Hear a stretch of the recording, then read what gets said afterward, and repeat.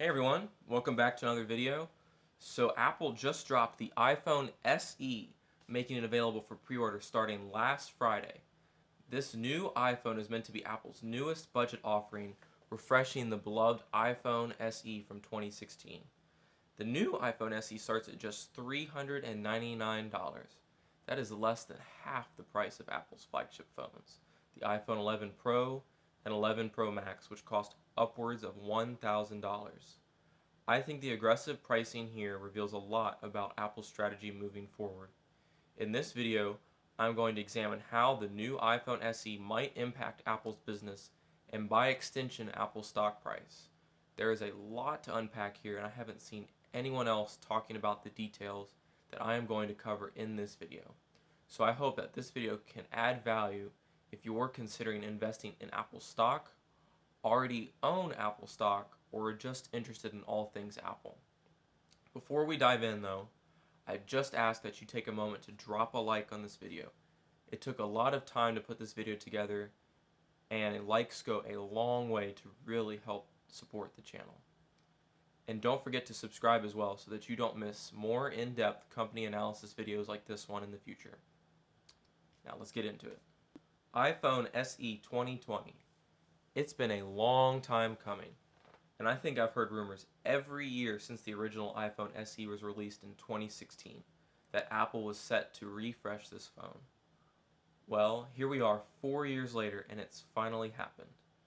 The first iPhone SE was released on March 31st, 2016 and was considered Apple's first entry-level iPhone because of its cheaper price tag. Over the following weeks, the stock dropped because people were concerned that this phone would cannibalize sales from Apple's higher-priced phones, where Apple makes higher margins and therefore more profit. Back then, Apple analysts were consumed with the concept of the average selling price, or ASP, of Apple's iPhones.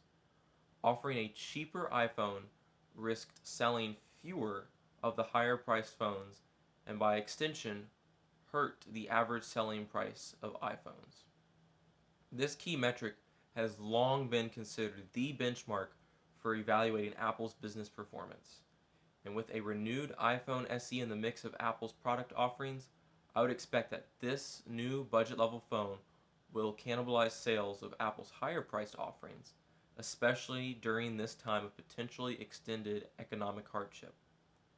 The new iPhone SE actually takes many of its features from its more expensive cousins, the iPhone 11, 11 Pro, and 11 Pro Max, but for a fraction of the price. Though this cheaper phone doesn't share the small bezels, Face ID components, or the dual or triple lens camera setups with more expensive offerings, it offers the same screen quality, though not size and shape, as the iPhone 11, the same main camera, and the same processor or brains as the top tier phones. So why wouldn't most people, especially right now, choose the iPhone SE over the iPhone 11 and 11 Pro series? I think they would. Sacrificing average selling price of their phones doesn't come without a benefit. Selling a new iPhone at $399 will allow Apple to take share from its low-end Android competitors. But how, you might ask? One, pretty much everyone is familiar with Apple devices at this point and how to use them. They are simplistic, easy to use, and generally just work. People value simplicity and ease of use, and iOS is just about as simplistic and as easy to use as you can get. And who doesn't like that? 2. Apple makes some of the best smartphone cameras on the market, and the iPhone SE is no exception, with it stealing the 12 megapixel main camera from its flagship cousins. Though the reviews are not out yet, I expect this phone to slot into the budget phone category, ranked as the best budget smartphone camera and definitely the best budget smartphone video quality.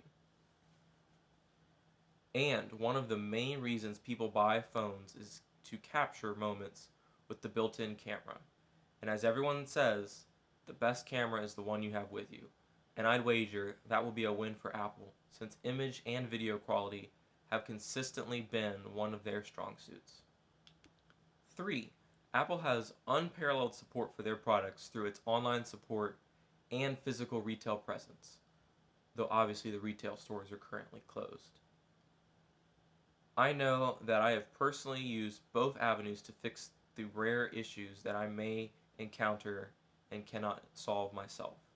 Having that peace of mind knowing 24/7 support is available when needed goes a long way to keeping customers and potentially stealing them from competitors.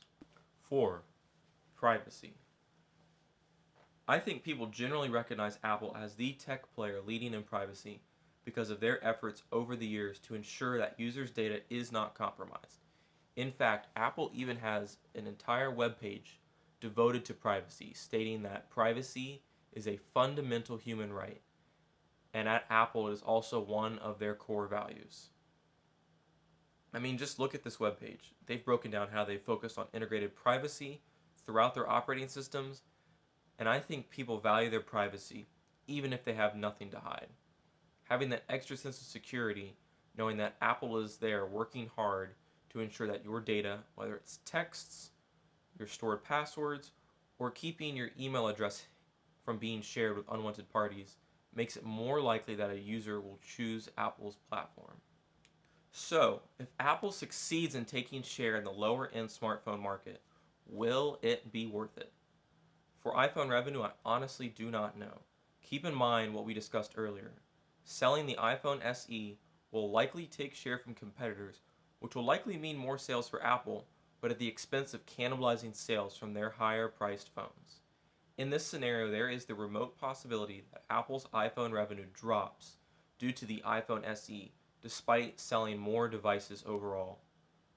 But I also think that there is a decent sized population that likes having the latest and greatest device as well.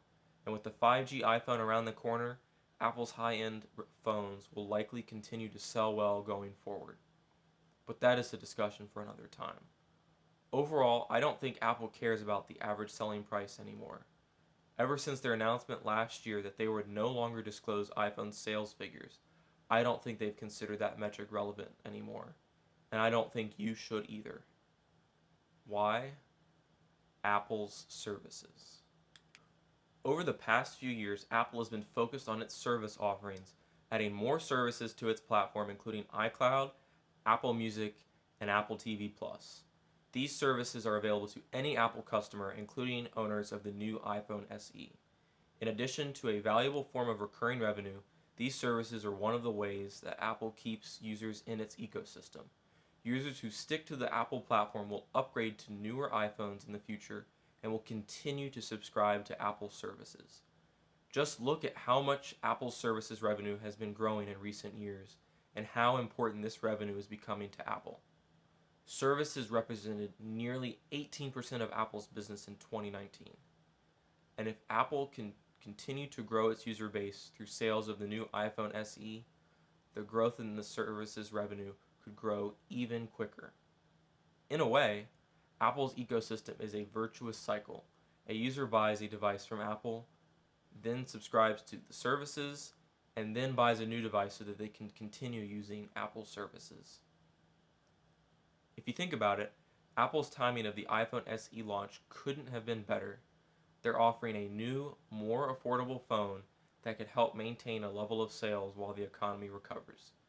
And since they care less about the average selling price now and are more focused on user engagement with their services, I think this offering will lead to a net benefit for the company long term. Apple's goal at this point is to continue to maintain and grow its strong market position by offering new, innovative products and services. And I think the iPhone SE does just that. So, what do you guys think about the iPhone SE? Will you be purchasing one? And what do you think this phone will mean for Apple? Comment below and let me know your thoughts. And if you enjoyed the video and think others would enjoy this kind of content, please leave a like on the video and then subscribe to the channel so you can see all the awesome content I have planned. And it really helps the channel grow as well. Also, let me know if you would like to see a full analysis of Apple stock in the future, including what I think the company's underlying intrinsic value is. Thanks for watching, and I will catch you in the next one.